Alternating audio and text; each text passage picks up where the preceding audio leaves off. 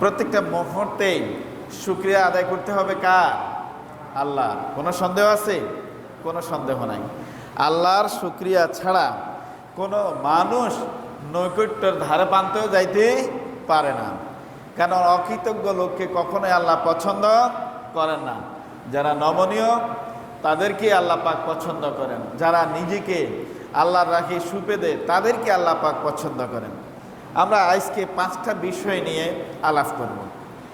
এই 5টা বিষয় একজন বান্দার জন্য অতীব জরুরি, খুবই মোস্ট ইম্পর্টেন্ট বিষয় এগুলা, যেটা আমার আপনার জন্য এটা যদি আমরা বর্জন করি তাহলে আমরা দুনিয়াতেও কষ্ট পাবো, আখেরাতেও কষ্ট পাবো নিঃসন্দেহে। আর এগুলো যদি আমরা অর্জন করে ধরে রাখতে পারি তাহলে দুনিয়ায় শান্তি, পরকালে মুক্তির গ্যারান্টি আমার নবী মুহাম্মদুর রাসূলুল্লাহ সাল্লাল্লাহু আলাইহি ওয়াসাল্লাম বলে দিয়েছেন। প্রথমত হলো আপনি আমি ব্যক্তি আমল, আমরা অনেক আমল করে থাকি গোপনীয়ভাবে। কেউ দান খাওয়ায় রাত করে, এটা একটা আমল না? কেউ আসা যাবার পথে উঠতে বসতে সুবহানাল্লাহ, আল্লাহু আকবার, আলহামদুলিল্লাহ জিকির করে, এটি একটা আমল। কেউ রাত্রের অন্ধকারে দিনের আলোতে একান্তে গোপনে 2 রাকাত 4 রাকাত শাস্তের নামাজ পড়ে, আওয়াবির নামাজ পড়ে, তারপরে ইশাকের নামাজ পড়ে, তারপরে হাজতের নামাজ পড়ে, তাহাজ্জুদের নামাজ পড়ে। এক একভাবে এক একভাবে আল্লাহর সাথে কি করে সম্পর্ক গড়ে তোলে। আর এই সম্পর্ক গড়ে তোলার মাধ্যমেই তার দুনিয়ার স্থিতিশীলতা এবং পরকালীন মুক্তি দুনিয়াটাই নির্ভর করে। বলেন না সুবহানাল্লাহ। আপনি আল্লাহর সাথে যত বেশি সম্পর্ক গড়ে তুলবেন তত বেশি আপনি লাভবান, তত বেশি আপনি নৈকট্যের অধিকারী, তত বেশি আপনি আপনার অন্যান্য বন্ধুমহল, পাড়াপড়শি যারা আছে সবার থেকে আপনি আলাদা, স্বতন্ত্র। আল্লাহর সাথে সম্পর্ক কেমন একটু গড়ে তুলেন, দেখবেন অটোমেটিক্যালি আপনার চোখের পানি এসে যাবে। আপনি যে কোনোভাবে আল্লাহর কাছে চাইতেছেন তো দেখবেন যে আপনার চোখ বেয়ে পানি পড়তেছে। এটার নাম হচ্ছে আল্লাহর সাথে কি সম্পর্ক গড়ে তোলার একটা নমুনা। তা আমরা অনেকে আল্লাহ থেকে দূরে সরে যাই। যদি দূরে সরে যান তাহলে দুনিয়াতেও কষ্ট, পরকালেও কি আপনার জন্য কষ্টই থেকে যাবে। আল্লাহর সাথে সম্পর্ক গড়তে গেলে আল্লাহ রাব্বুল আলামিন কোরআনুল কারীমের ভিতরে বলেন, ইন্নাল্লাহা ওয়া মালাইকাতাহু ইউসাল্লুনা আলান নবী ইয়া আইয়ুহাল্লাযীনা আমানু সাল্লু আলাইহি ওয়া সাল্লিমু তাসলিমা। আল্লাহ রাব্বুল আলামিন বলেন যে নিশ্চয় আল্লাহ এবং আল্লাহর ফেরেশতাকুল আল্লাহর অপরন্ত অভারিত রহমত নবীর উপর বর্ষণ করে। আল্লাহর নূরের তৈরি ফেরেশতারা রাসূলের উপর দরুদ পড়ে। ও মুমিনেরা, আল্লাহ বলতেছে ডাকি ডাকি, ও মুমিনেরা তোমরাও আমার নবী মুহাম্মদের উপর কি করো? দরুদ শরীফ পড়ো। দরুদ শরীফ যত বেশি পড়বেন নবীজির আন্তরিকতা কি বাড়বে না কমবে? বাড়বে না? যত বেশি দরুদ শরীফ পড়তে পারেন তত নবীজির নিকটবর্তী হবেন। আচ্ছা বলুন, নবীর জি নিকটবর্তী হওয়া ছাড়া নাম শোনার পর সাথে সাথে বলবেন সাল্লাল্লাহু আলাইহি ওয়াসাল্লাম। নবীজি যতই আমার আপনার নিকটবর্তী হবে ততই আপনার আমার জন্য কি হবে? খুশনসিব হবে। দুনিয়াতে থাকাকালীন নবীজিকে যারা স্বপ্নে দেখে, আমার রাসূল বলছে কয়েকজন কি তার উপর জাহান্নামের আগুনকে হারাম করে দেওয়া হয়েছে। বলেন না সুবহানাল্লাহ। তো আমরা যদি সলিমউদ্দিন নসিরউদ্দিন, আমরা তো এমনি গুনায় ভরপুর, গুনাহ থেকে নিষ্কৃতি পাইয়া তাওবা ইস্তেগফার পড়ে যত বেশি দরুদ শরীফ পড়ব তত বেশি আমরা নবীজির নিকটবর্তী হব। আল্লাহ চাহে তো নবীজিকে আমরা স্বপ্নেও দেখে দেব। বলেন না সুবহানাল্লাহ। আল্লাহ পাক মহান পবিত্র। আপনি যেটা চাইবেন আপনার মনের আবেগ, মনের চাহিদা পুরা করবে কে? কে করে? আল্লাহ। আল্লাহ ছাড়া অদ্বিতীয় কারো মনের বাসনা পুরা করার মতো কোনো লোক দুনিয়াতে নেই। কেবলমাত্র একটা মানুষের যত অভাব আছে, যত তার অপূরণীয় আছে, চাহিদা আছে, সব চাহিদা একমাত্র আল্লাহ পূরণ করতে পারে। ঠিক না? বলেন না সুবহানাল্লাহ। আপনার হয়তো টাকার অভাব, কেউ দিলে আপনার টাকা কিছু দিয়ে হয়তো সাময়িক আপনার অভাব দূর করতে পারে না। আপনার মানসিক অশান্তি এটা দূর করার জন্য কোনো মানুষে চেষ্টা করলে পারবে? এটা কে পারবে? একমাত্র আল্লাহ, আপনার মানসিক শান্তি দানকারী। আপনার রোগ ডাক্তার চিকিৎসা দিবে, কিন্তু ডাক্তার কি ভালো করতে পারবে? ডাক্তার একটা উসিলা, একটা পরামর্শ দিল, ভালো করনেওয়ালা কে? আল্লাহ। তাহলে আল্লাহর সাথে যদি আপনার সম্পর্ক যদি কাটতে হয়, তাহলে কি ভালো হবে? হবে না। তাহলে নারী এবং পুরুষ প্রত্যেকেরই চেতনা, প্রত্যেকের একটাই ফিলিংস থাকতে হবে যে আমরা যাই করি না কেন আল্লাহর সাথে সম্পর্ক যেন আমাদের কাটে না যায়। সম্পর্ক আল্লাহর সাথে কাটা যাবে না। আল্লাহর সাথে সম্পর্ক সুনিবিড় করতে হবে, সুদৃঢ় করতে হবে।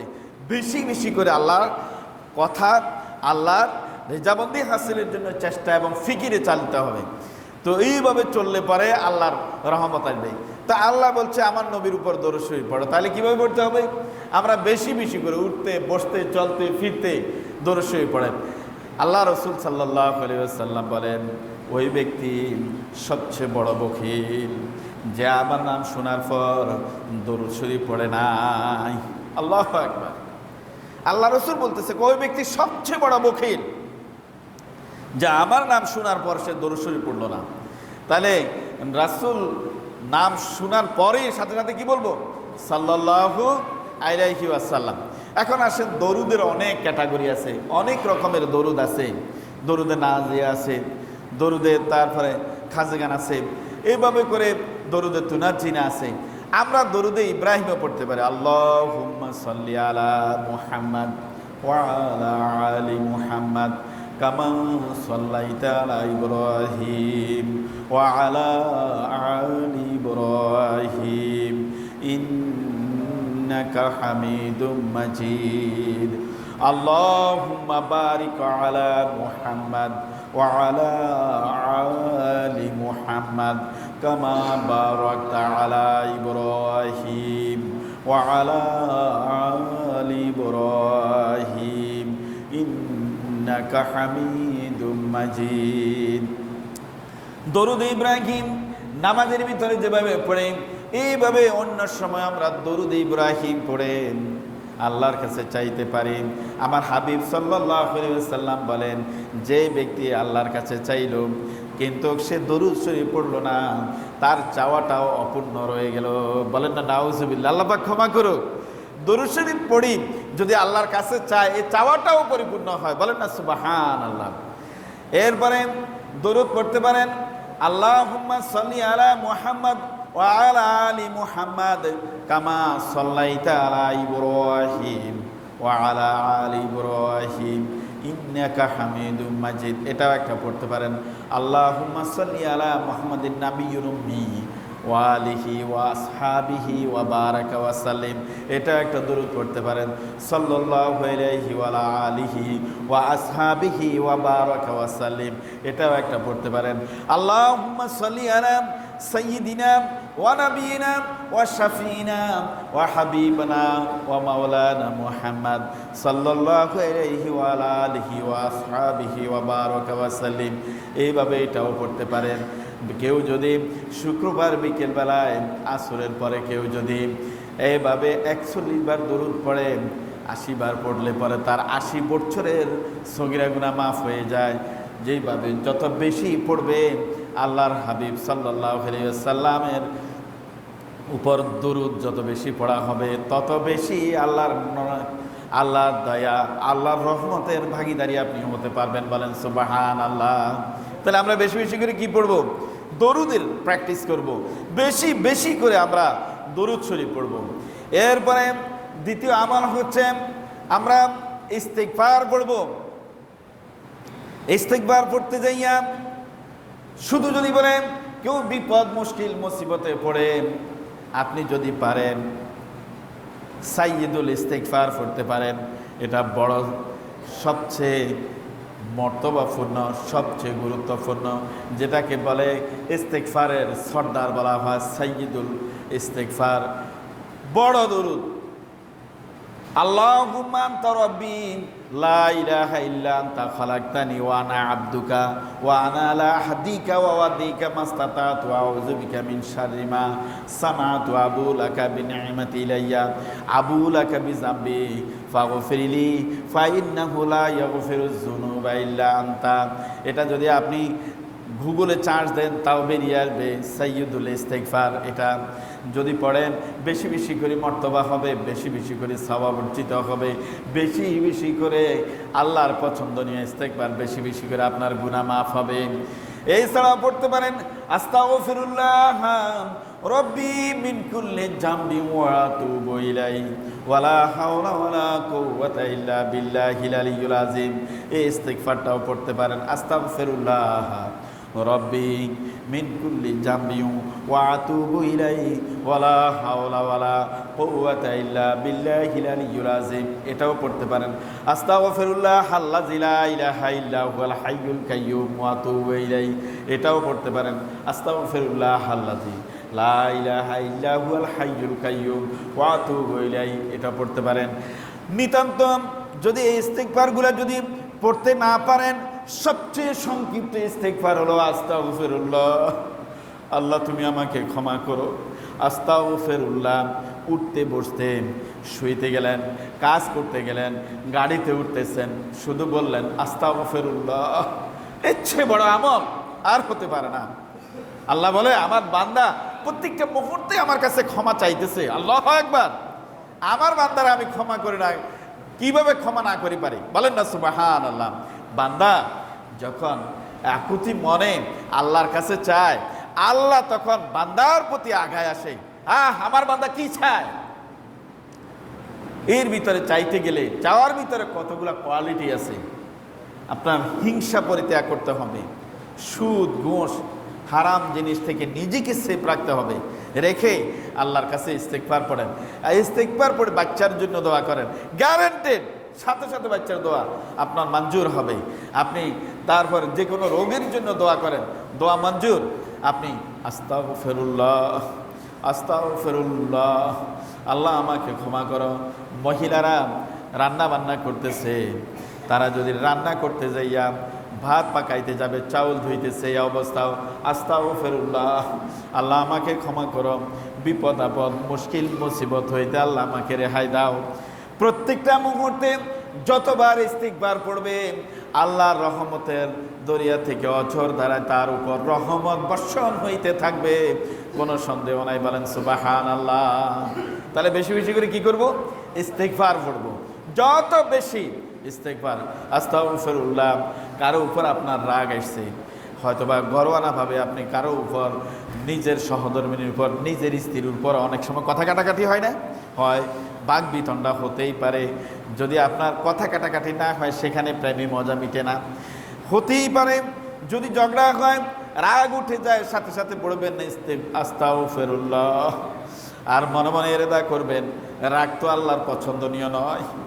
আল্লাহর রাগ থেকে নিচের দিকে মাটির দিকে তাকা। আমার রাসূল সাল্লাল্লাহু আলাইহি ইসলাম বলছেন, তোমার যখন প্রচণ্ড রাগ উঠবে, তুমি তখন মাটির দিকে তাকাইয়া আল্লাহর কাছে ক্ষমা চাও, ইস্তিগফার পড়ো, তখন সাথে সাথে তোমার রাগটা মিটে যাবে। বলেন সুবহানাল্লাহ।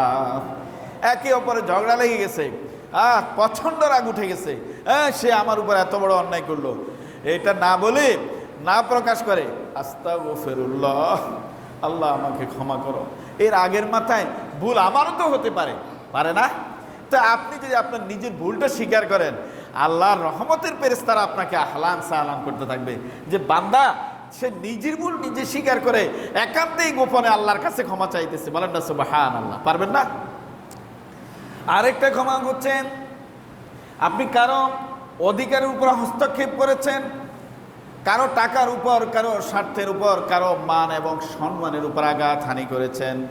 আপনি বারবার আল্লাহর কাছে ইস্তিগফার চাইলেন, আল্লাহ বললেন না রে বান্দা, তুই তো এই হকটা তো তোর বান্দার সাথে, আমার বান্দার সাথে জড়িত, তুই প্রথমে আমার বান্দার থেকে ক্ষমা চেয়ে নে। বলেন না সুবহানাল্লাহ।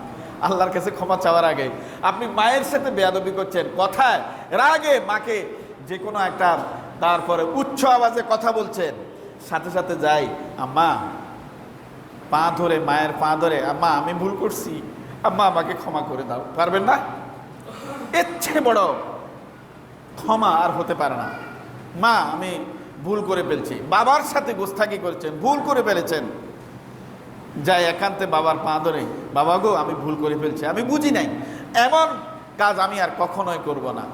সমাজের ভিতরে বাবার বয়সের সমতুল্য নেতৃস্থানীয় অথবা অধস্থন কোনো ব্যক্তির উপর জুলুম করেছেন, একান্তে যায় তাকে আড়গে ধরে তার সাথে কোলাকুলি করলেন আর বললেন, ভাই আমি তোমার উপর জুলুম করেছি, আমি তোমার দেনাটা ফিরিয়ে দেব, আমি তোমাকে টাকা তো ফিরাই দেওয়া যায়, কিন্তু একটা গালি দিয়েছেন সেটা তো ফিরাই দেওয়া যাবে না।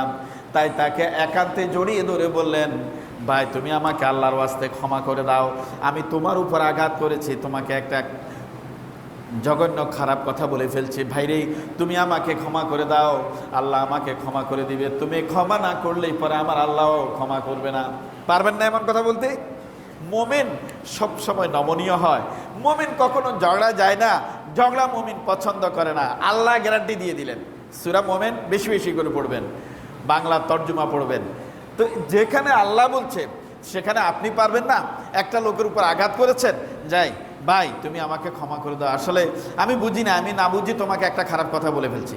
আর কারো টাকা আত্মসাৎ করছেন, নিজের জীবন দশায় তার টাকাটা দিয়ে একান্তে তার কাছে ক্ষমা চাইবেন, ভাই আসলে আমার ভুল হয়ে গেছে, আসলে তুমি টাকাটা পাও না, আসলে ভাই এই জায়গাটা তোমার ছিল, আমার মুরব্বীরাও ভুল করে ফেলছে, ভাই ধরো তোমার জায়গা তুমি নিয়ে নাও।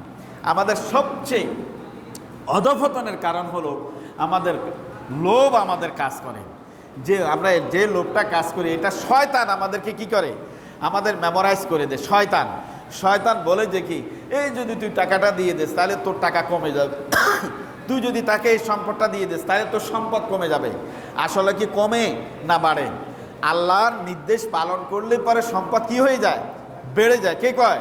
আল্লাহ কইতেছে, আল্লাহ প্রতিশ্রুতি দিচ্ছে যে আমার বান্দা যদি আমাকে পাওয়ার জন্য যদি সর্বোচ্চ বিসর্জন দেয়, আমি আমার বান্দার হয়ে যাই। বলেন না সুবহানাল্লাহ। আমার আপনার জন্য আল্লাহ যদি হয়ে যায় তাহলে আমার আপনার আর কোনো কিছুর অভাব আছে না? দুনিয়ায় না আখিরাত কোথাও কোনো আমাদের অভাব থাকবে না, সকল অভাব গুছাই দিবেন কে? আল্লাহ। তাহলে ক্ষমা চাইতে যাইয়া আল্লাহর কাছে ক্ষমা চাইবেন নিজের দোষের জন্য, নিজের ভুলের জন্য। দুনিয়াবি কোনো মানুষের উপর যদি আঘাত করেন, কোনো মহিলা তার ছেলের বউ হয়ে শাশুড়িকে একটা খারাপ কথা বলছে, এখন একান্তে যাই যদি শাশুড়ির পা ধরে যদি বলে, আম্মাজি আসলে আমি ভুল করেছি, এটা কিন্তু আপনার সাথে ব্যবহার সমীচীন হয় নাই, আম্মা আমাকে ক্ষমা করে দেন। আচ্ছা বলুন তো দেখি, যত কঠিন হৃদয়ের হোক না কেন শাশুড়ি কি ক্ষমা করে দেবে না? অবশ্যই ক্ষমা করে দেবে, বলে আম্মা আম্মা আমি আর কখনো এমন কাজ করব না। অনেক বউ এই যে শাশুড়ির উপর আঘাত করে তাদেরকে ন্যায্য খাওয়া ফরা, তাদের দেখভালও করা থেকে বঞ্চিত থাকে। একসময় তোমরাও শাশুড়ি হবা, হবে না? বউয়েরা কি শাশুড়ি হবে না? তখন তুমি যখন শাশুড়ি হবা, তুমি যখন শ্বশুরের অবস্থানে যাবা, তখন তোমার অধঃপতন এর চেয়ে ভয়াবহ হবে, তোমার খারাপ অবস্থা আরও এর চেয়ে নিচে যাবে। যদি তোমার শাশুড়ির সাথে ভালো বিহেভ দাও, তুমি যখন শাশুড়ি হবা আল্লাহর রহমতের চাউনি দিয়ে তোমাকেও এর চেয়ে ভালো বিহেভের অধিকারী তোমাকে করবে। বলেন না সুবহানাল্লাহ। নারী সমাজ যদি চলে ঠিক মতো, যদি একটু কষ্ট করে, নারীরা জান্নাতে যাওয়া খুবই সহজ। আমার রাসূল সাল্লাল্লাহু আলাইহি ওয়াসাল্লাম বলছেন, নারীরা জান্নাতে যাওয়া খুবই সহজ। তারা গড়কন্যা করবে, নিজের উদ্যতন অধস্তন তাদের সেবা শুশ্রূষা করবে, আর নামাজগুলা পড়বে, বা সে বিনা হিসেবে কি করবে? জান্নাতে চলে যাবে। খুব সহজে তাদের জন্য জান্নাত। আমরা এভাবে যদি ফিকির করি তাহলে পরিবারটা হবে একটা সুন্দর সাবলীল একটা পরিবারে পরিণত হবে। নারীরা যদি একটু সাবলীল হয়, যদি তাদের একে অপরের যদি সেবা শুশ্রূষা, শ্বশুরকে কিভাবে করতে হবে, শাশুড়িকে কিভাবে দেখভাল করতে হবে, বাচ্চাদেরকে কিভাবে করতে হবে, স্বামীর খেদমত কিভাবে করতে হবে, এগুলা যদি জেনে যদি ঠিকমতো চলে তাহলে তাদের জন্য জান্নাতে যাওয়া খুবই সহজ। কে বলছেন? আমার রাসূল সাল্লাল্লাহু আলাইহি ওয়াসাল্লাম বলছেন। তাহলে বেশি বেশি করে দুনিয়ার উপরে থাকাকালীন এই যে কিনা কয় ক্ষমা চেয়ে নেওয়া, এর চেয়ে বড় উত্তম নমুনা আর হতে পারে না। আমরা তো ক্ষমা চেয়ে নেই, অনেক সময় আমরা দেখি মারা যাওয়ার পর তার জানাজায় যাই মানুষের কাছে ক্ষমা চাই। আচ্ছা বলুন, মানুষের কাছে আপনি উপস্থিত ক্ষমা চাইলেন, আমার রাসূলও বলছে মারা যাওয়ার পর তার উপর কোনো দাবি রাখিও না। কিন্তু সমাজ কি বলে? বর্তমান সমাজ দেখা যায়, আপনি ক্ষমা জানা যায় বলছেন ঠিক আছে মাফ করে দিলাম, পরক্ষণে কন কি এতের কাছে এত টেয়া হইতাম, এতে টেয়াগুলা দিয়ে গেলে না তো, এরকম কয় কি না কয় না, এতে আমার ন্যায্য অধিকার থেকে আমাকে বঞ্চিত করছে। তাহলে আপনি একদিকে দিয়ে মুনাফিকই আচরণ করলেন, সেটা হলো কি জীবন দশায় তার থেকে নিতে পারেন নাই, তাকে মাফ করে দেবেন, যাও মারা গেছে, তার উপর আর কোনো দাবি নাই। তাহলে এটার জন্য আল্লাহর পক্ষ থেকে আপনার উপর কি আছে, বরকত আছে, আল্লাহর পক্ষ থেকে রহমত থাকবে। আর আপনিও মনে রাখা উচিত যে একটা লোক আমাকে মাফ করতেও পারে নাও করতে পারে, আমার জীবন দশা আমি তাকে তার দেয়ানা দিয়ে যাওয়া, এটা রাসূল সাল্লাল্লাহু আলাইহি ওয়াসাল্লাম বলছে যে কর্জ পরিশোধ করা তার উপর ফরজ। যদি পারতপক্ষে পরিশোধ করার সক্ষমতা আছে, করে নাই, তাহলে সে এটার জন্য আল্লাহর দরবারে আদালতে, সে আল্লাহর আদালতে কি দিতে হবে, জবাবদিহি করতে হবে, ওই ব্যক্তির দাবি থেকে যাবে, এবং এটার জন্য সে মুসিবতের ময়দানে উত্তম যাজা দিয়ে তার এই দাবি মুক্ত হইতে হবে। উত্তম যাজা কি, পরকালে কি টাকা পয়সার ব্যবস্থা থাকবে, জায়গা জমি থাকবে, না আপনার নেকগুলা তাদেরকে দিয়া আপনার দাবি পূরণ করা হবে। তাহলে আসুন আমরা যেন নিজেকে নিজে দুনিয়ার উপরে থাকাকালীন যেন পাপ মুক্ত হইতে পারি, দেনামুক্ত হতে পারি, কর্জা হাসানা পরিশোধ করে যেন মাপ নিয়ে নিতে পারি, ওই তাওফিকটুকুন আল্লাহ পাক আমাদেরকে দান করুন, সবাই আমিন বলি। বেশি বেশি করে তীক্ষ্ণ নজর রাখবেন, কারো যেন দেনা রেখে আপনি যেন পরকালে না যান। এর চেয়ে বড় মুসিবত, এর চেয়ে বড় মুশকিল আর হতে পারে না, কারো দেনা না রাখি। নারী পুরুষ প্রত্যেকে সচেতন থাকি যে আমি কারো মনে কষ্ট দেব না, কারো দেনা রেখে যাব না, কারো উপর আঘাত করব না, কারো স্বার্থের হানি ঘটাবো না।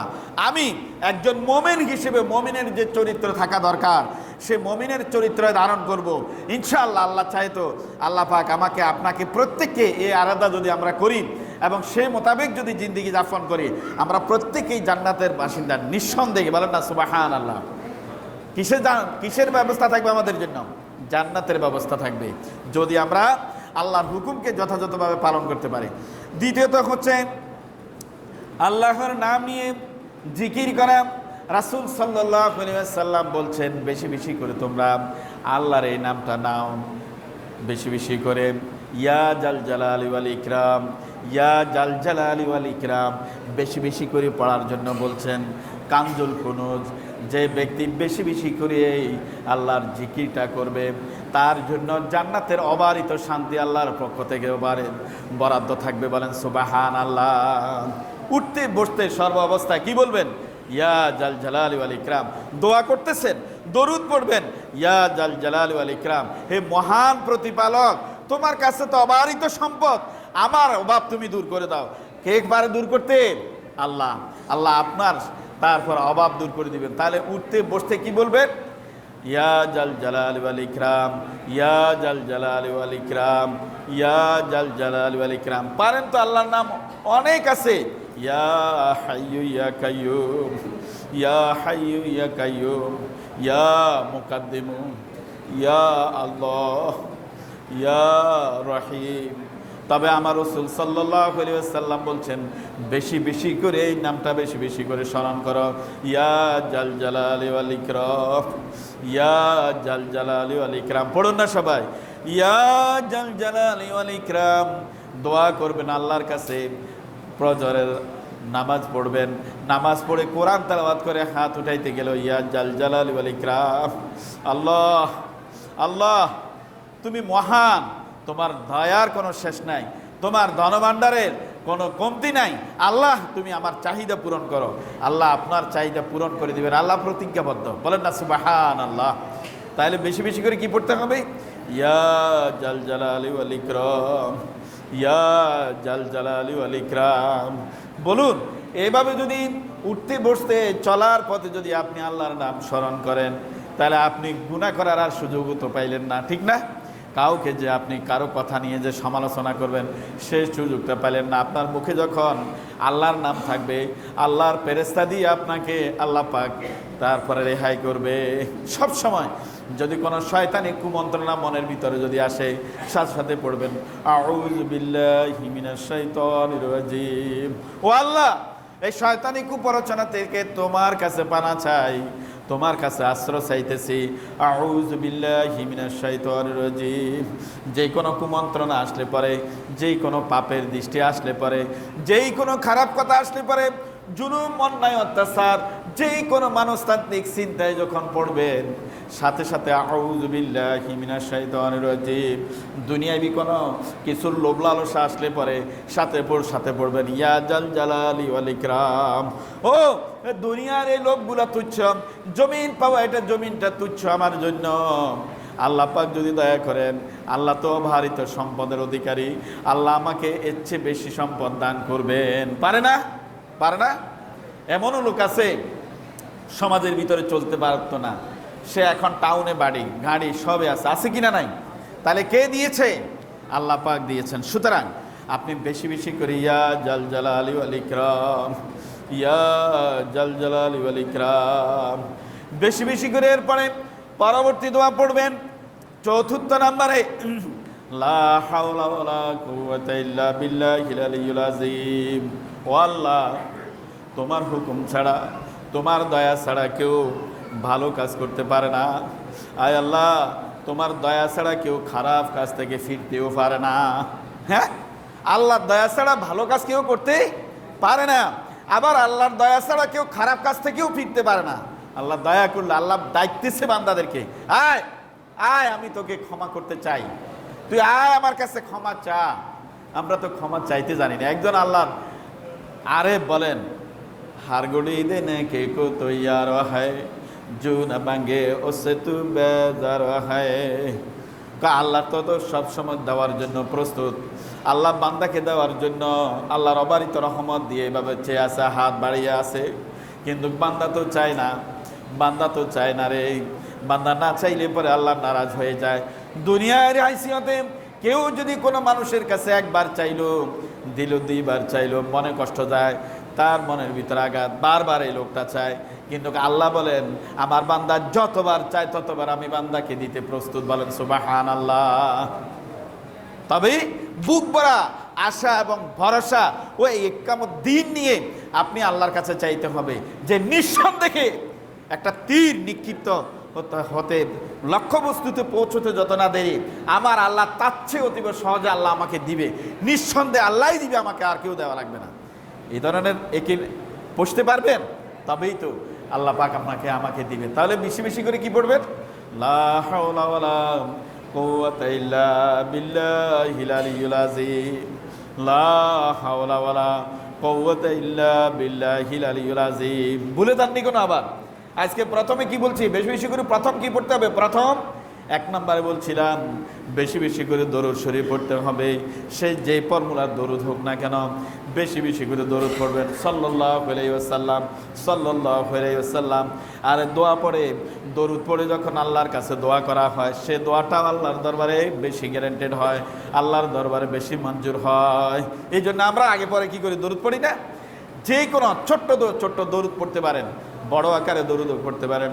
আল্লাহুম্মা সাল্লি সালাতান কামিলাতান ওয়া সাল্লাম সালামান তাম্মান, এইভাবে আখের পর্যন্ত পড়তে পারেন। এইভাবে দরুদ অনেক কোয়ালিটির আছে, তবে সবচেয়ে ছোট্ট দোয়াগুলা পড়ে বেশি আফজালুল ইবাদাতে তেলাওয়াতিল কোরআন। সবচেয়ে উত্তম ইবাদত হলো তেলাওয়াতে কোরআন। কোরআন তেলাওয়াত করে আল্লাহর কাছে চাওয়া, কোরআনের উপর মহব্বত রাখা, কোরআনের উপর সে আস্থা এবং বিশ্বাস রেখে সমাজ পরিচালনা করা। কোরআনকে যদি সাথে রাখেন, কোরআন আপনাকে ছেড়ে কখনোই যাবে না। আপনাকে জান্নাতে পৌঁছানো পর্যন্ত এই কোরআন আপনার পাশে থাকবে। দুনিয়াতে যদি আপনি কোরআনকে সাথে রাখতে পারেন, পরকালেও কোরআন আপনাকে কি দিবে? সাহারা দিবে। বলেন না সুবহানাল্লাহ। রাসূল সাল্লাল্লাহু আলাইহি ওয়াসাল্লাম বলছেন,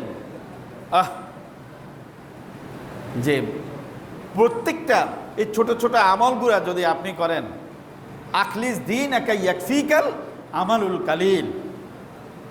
যদি আপনি যত ছোট্টই হোক না কেন, যত নগণ্য কোনো আমলকে নগণ্য মনে করবেন না, এটা যদি আপনি যথাযথভাবে ইখলাসের সহিত যদি করেন, এটাই নাজাতের জন্য যথেষ্ট হবে। আখলিস দিন একা ইয়াকফিকাল আমালুল কালিল। তো এই যে দুরূদ শরীফ, দ্বিতীয়ত বলছিলাম কি ইস্তিগফার, তৃতীয়ত বলছিলাম কি আল্লাহর নামের জিকির, ইয়া জাল জালালি ওয়াল ইকরাম। চতুর্থত বলছিলাম লা হাওলা ওয়ালা কুওয়াতা ইল্লা বিল্লাহিল আলিয়্যিল আযীম। ও আল্লাহ, তোমার কল্যাণ ছাড়া, তোমার দয়া ছাড়া কেউ ভালো কাজ করতে পারে না, আবার তোমার দয়া ছাড়া কেউ খারাপ থেকেও ফিরতে পারে না। তাইলে চাইলে কার কাছে চাইবেন? আল্লাহর কাছে। আল্লাহ সকল শক্তির আধার। লা হাওলা ওয়ালা কুওয়াতা ইল্লা বিল্লাহিল আলিয়্যিল আযীম। এই বিজলি মারলে পরে আমরা সাথে সাথে এটা পড়ি না, লা হাওলা ওয়ালা কুওয়াতা ইল্লা বিল্লাহিল আলিয়্যিল আযীম। এই বিজলির প্রভাব থেকে আমাকে রক্ষা করলে কে পারে? একমাত্র আল্লাহ। আমাকে দয়া করলে কে পারেন একমাত্র দয়া করতে? আল্লাহ। আমার ইবাদত মঞ্জুর করলে কে পারেন একমাত্র মঞ্জুর করতে? আল্লাহ। আমার ইবাদত না মঞ্জুর করলেও কে পারেন? একমাত্র আল্লাহ। না মঞ্জুর করিও দিতে পারেন। ও আল্লাহ, আমি কষ্ট করে ইবাদত করতেছি, কষ্ট করে তোমাকে ডাকতেছি, কষ্ট করে তোমার থেকে পাওয়ার জন্য চাইতেছি। এই প্রত্যেকটা মুহূর্তে আল্লাহর কাছে এইভাবে নমনীয়ভাবে আল্লাহর কাছে আপনি সবচেয়ে নিজেকে নিজে ছোট উপস্থাপন করবেন। নিজে যাকে বড় বলে বড় সেই নয়, লোকে যাকে বড় বলে বড় সেই হয়। বড় হওয়া সংসারেতে কঠিন ব্যাপার। সংসারে বড় যেই বড় গুণ তার। বড় হওয়াটা বড়ই কঠিন ব্যাপার। সংসারে যে বড় হয় নিশ্চয় বড় গুণটাও তার থাকে। আপনি আল্লাহর কাছে সব সময় নিজেকে সুপে দেন। আল্লাহ, আমি গুনাহগার, আল্লাহ তুমি আমাকে ক্ষমা না করলে কে করবে? আল্লাহ, তোমার কাছেই তো আমি ইস্তেগফার পড়ি, বেশি বেশি করে আমি তোমার কাছে দয়া চাই। আল্লাহ, শয়তানের কুপরণাচ্ছে থেকে আমাকে রক্ষা করো। আল্লাহ, আমার চরিত্রকে তুমি ঠিক করো। আল্লাহ, তুমি আমাকে উত্তম হায়াত দান করো। হায়াত তো অনেকে আছে, শিগাল কুকুরেরও তো হায়াত আছে না? মানুষ অনেকভাবে দেখেন না, রাস্তাঘাটে কত কষ্ট করে মারা যাচ্ছে। তারপরে আজকে কয়েকটা দিন শুনতেছি চট্টগ্রাম মেডিকেলে একটা বয়স্ক প্রবীণ লোক, তারপরে কৃত্রিম শ্বাস প্রশ্বাস নিয়ে বেঁচে আছে। তার কোনো গাইডার, তার কোনো আত্মীয় স্বজনও তার কোনো খবর রাখে না, জানে না কে কোত্থেকে সে আসছে। দেখুন, মানুষ যদি আল্লাহ চাহে তো মানুষ আল্লাহ পাক সম্মানিত করে, আবার মানুষ আল্লাহ চাহে তো সে অধপতিতও কি হয় না জানি। আল্লাহ পাক আমাদেরকে আপনাকে যেন সম্মানিত করে, মৃত্যুর বিছানায় যেন আমরা সম্মানিত অবস্থায় যেন দুনিয়া থেকে বিদায় নিতে পারি।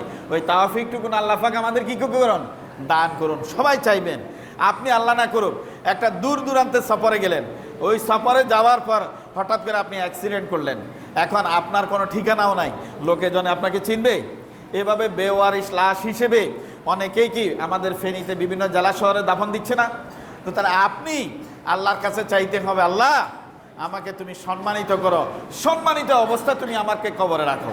বলেন না সুবহান আল্লাহ। চাইবেন কার কাছে? আল্লাহর কাছে। এরপরে ৫ম নম্বর হচ্ছে খতমে ইউনুস পড়া বেশি বেশি করে। লা ইলাহা ইল্লা আনতা সুবহানাকা ইন্নী কুনতু মিনাজ জালিমিন। লা ইলাহা ইল্লা আনতা সুবহানাকা ইন্নী কুনতু মিনাজ জালিমিন।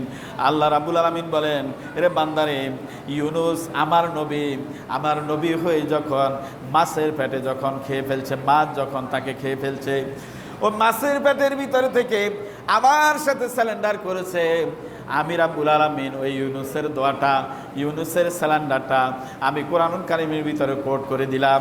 কিয়ামত পর্যন্ত তোমরা যতদিন এই দোয়াটা পড়বে ততদিন আমি তোমাদেরকে এইভাবে ইউনুসকে যেরকম মাছের পেট থেকে আমি উদ্ধার করেছি, এর চেয়ে বড় বড় বিপদ থেকে আমি তোমাদেরকে উদ্ধার করব। বলেন সুবহানাল্লাহ।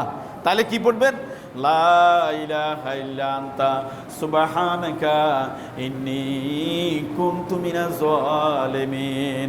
লা ইলাহা ইল্লা আনতা সুবহানাকা ইন্নী কুনতু মিনাজ জালিমিন। এইভাবে করে আল্লাহর কাছে চাইবেন, নিজে একান্তে নিজের গোপনীয় গুনাহের কথা। রাত্রিবেলায় একান্তে জাগ্রত হয়, পরিবারের সবাই ঘুমাচ্ছে, আর আপনি একান্তে জায়নামাজে দাঁড়িয়ে 2 রাকাত করে 4 রাকাত নামাজ পড়ে একান্তে মুনাজাতে হাত আল্লাহর দরবারে এভাবে প্রসারণ করে আল্লাহর কাছে চাইবেন, আর বলবেন, আল্লাহ লা ইলাহা ইল্লা আনতা সুবহানাকা ইন্নী কুনতু মিনাজ জালিমিন। ও আল্লাহ, আল্লাহ কেউ জানে না আমি এইভাবে অন্যায় করেছি, জুলুম করেছি, বেবিচার করেছি। আল্লাহ আল্লাহ তুমি আমাকে ক্ষমা করো। আল্লাহ রাব্বুল আলামিন কোরআনুল কারীমের ভিতরে ঘোষণা করে দিলেন, ইন্নাল্লাহা ইয়াগফিরুয যুনুবা জামিআ ইন্নাহু হুয়াল গফুরুর রাহিম। ও বান্দা, চুরি করেছিস ফিরে আয়, জানা করেছিস ফিরে আয়, অন্যায় করেছিস ফিরে আয়, ফিরে আয় আমার দরবারে, কান্নাকাটি কর। আমি রাব্বুল আলামিন, আমার নাম গাফুর, আমি তোদেরকে ক্ষমা করে দেব। বলেন সুবহানাল্লাহ। তাহলে কে ক্ষমা করবে? ক্ষমাকারী কে? আল্লাহ। চাইতে হবে কার কাছে? আল্লাহর কাছে। দুনিয়া কোনো মাখলুকের কাছে চাই কোনো লাভ নাই। একক শর্তা, আল্লাহর কাছে চাইবেন। কার কাছে চাইবেন? আল্লাহর কাছে। একদিন বাদশাহ শাহজাহানের কাছে এক ভিক্ষুক আসি রাজ দরবারে ঘোরাঘুরি করতেছে যে শাহজাহানের কাছে কি চাইবো, মানে কিছু চাইবো। তো লোকজনের কাছে চাইতেছে, একজন লোক ইশারা করে দিল, কয়েকজনকে কয় যে বাদশাহ মাত্র মসজিদে ঢুকলো, বাদশাহ মসজিদ থেকে বের হওয়ার সময় তোমাকে দেখলে তুমি চাইলে তোমাকে দেবে, অঢেল দেবে, তুমি এখানে দাঁড়ায় থাকো, এই যে বাদশাহ তোমাকে, আমরা তো দিলে অল্প দেবো, বাদশাহ দিলে কি আজীবন তুমি খেতে পারবা। তো লোকটা মসজিদের পাশে বসে আছে আর বাদশা কি করতেছে সেটা দেখতেছে। এক পর্যায়ে দেখতেছে বাদশা নামাজ পড়ে আল্লাহর দরবারে হাত উঠায় চোখের পানি ছেড়ে দিয়ে আল্লাহর দরবারে চাইতেছে। তো চাইতেছে, এই অবস্থায় চাওয়ার শেষ, বাদশা বাইরে চলে যাবে, এই অবস্থায় লোকটাও চলা ধরলো, মানে বাদশার কাছে আর চাইতেছে না। এখন বাদশা জিজ্ঞেস করলো, কি ব্যাপার, তুমি অনেকক্ষণ দাঁড়াইছিলে এখানে, আর আমি বাইরে দিছি, তুমি চলে যাচ্ছ, কি তোমার কোনো চাওয়া পাওয়া আছে নাকি? লোকটা বলল, জাহাপনা, আপনি যে মালিকের কাছে চাইছেন, আমি আজ থেকে ওয়াদা করলাম আমি ওই মালিকের কাছে চাবো, আপনার কাছে কোনো মানুষের কাছে আমি চাইবো না। বলেন না সুবহানাল্লাহ। কোন মালিকের কাছে চাইবে? আল্লাহর কাছে। আল্লাহর কাছে চাইলে আশা পূরণ হয়, আল্লাহর কাছে চাইলে অভাব পূরণ হয়, আল্লাহর কাছে চাইলে রোগ ভালো হয়, আল্লাহর কাছে চাইলে ছেলের রোগও ভালো হয়ে যায়। আল্লাহ পাক আমাদের প্রত্যেককে সে বাদশার কাছে চাওয়ার জন্য তৌফিক দান করুক, যে বাদশার নাম হচ্ছে কি, ইয়া জাল জালালি ওয়াল ইকরাম। আল্লাহু আকবার। ইয়া জাল জালালি ওয়াল ইকরাম। এই দোয়া পড়ে চাইবেন। সাইয়্যিদুল ইস্তিগফার পড়বেন, বেশি বেশি করে খতমে ইউনুস পড়বেন, বেশি বেশি করে তারপরে আউযুবিল্লাহ পড়ে শয়তান থেকে, কুপরচনা থেকে ক্ষমা চাইবেন, বেশি বেশি করে উঠতে বসতে চলতে ফিরতে আস্তাগফিরুল্লাহ আস্তাগফিরুল্লাহ, আল্লাহ আমাকে ক্ষমা করো, আল্লাহ আমাকে ক্ষমা করো, আল্লাহ আমাকে ক্ষমা করো। না জানি এই অবস্থা যদি আপনার মৃত্যুর পরোয়ানা জারি হয়ে যায়, বেকুশ, আপনি খালাস, আপনি জান্নাতি। বলেন না সুবহানাল্লাহ। আল্লাহর কাছে ক্ষমা চাইতে যাইয়ে যদি আপনি মৃত্যুর বরণ হয়, তাহলে এর চেয়ে বড় আফজল আর হইতে পারে না। আল্লাহ পাক আমাদের প্রত্যেককে এই 5টা কাজ, দরুদ শরীফ পড়া, বেশি বেশি করে ইস্তেগফার পড়া, বেশি বেশি করে কি আল্লাহর নাম জফা, ইয়া জাল জালালি ওয়াল ইকরাম, বেশি বেশি করে লা হাওলা ওয়ালা কুওয়াতা ইল্লা বিল্লাহিল আলিয়্যিল আযীম পড়া, বেশি বেশি করে লা ইলাহা ইল্লা আনতা সুবহানাকা ইন্নী কুনতু মিনাজ জালিমিন, এই দোয়াটা পড়া। আল্লাহ পাক আমাদেরকে তৌফিক দান করুক, আমল করে আমরা যেন সবাই জান্নাতি হতে পারি, তৌফিক দান করুক সবাই, আমিন বলি। ওয়া মা আলাইনা ইল্লাল বালাগ।